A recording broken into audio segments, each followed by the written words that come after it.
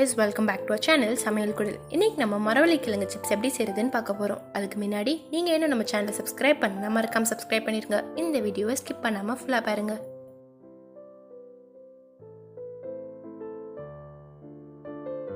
ரெண்டு மரவள்ளி கிழங்கு கழுவி தோல் உரிச்சிடலாம்.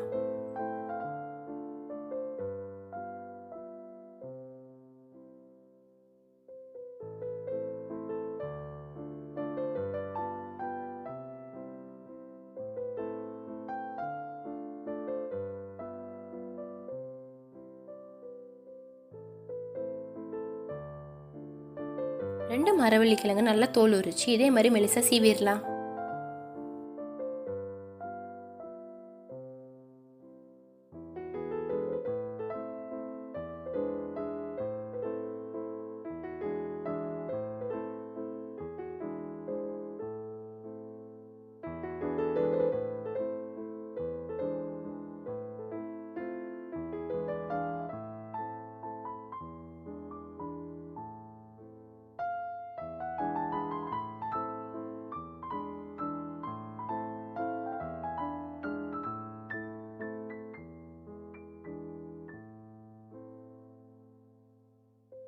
எல்லா மரவள்ளி கிழங்கையும் இதே மாதிரி சீவனோட ஃபேனுக்கு கீழே அரை மணி நேரம் காய வச்சிடலாம்.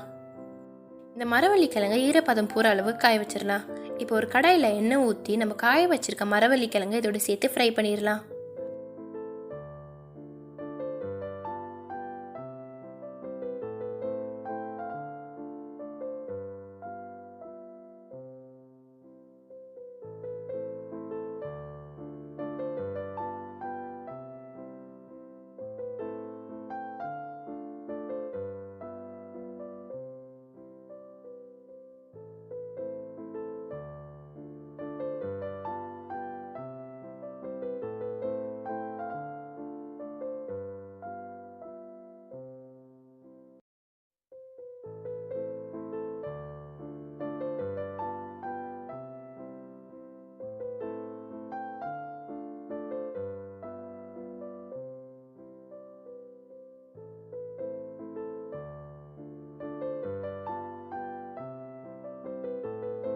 மரவள்ளி கிழங்கு இந்த கலருக்கு ஃப்ரை ஆனோன்னு இதை எடுத்துடலாம்.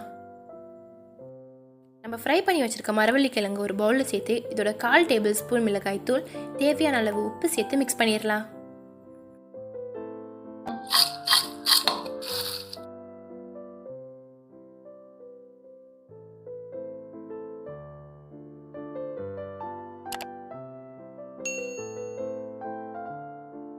இது நல்லா மிக்ஸ் பண்ணணும். நம்மளோட மரவள்ளி கிழங்கு சிப்ஸ் ரெடி. உங்களுக்கு இந்த வீடியோ பிடிச்சிருந்தா லைக் பண்ணுங்கள், ஷேர் பண்ணுங்கள், சமையல் குடிலுக்கு சப்ஸ்கிரைப் பண்ணுங்கள். தேங்க்யூ ஃபார் வாட்சிங்.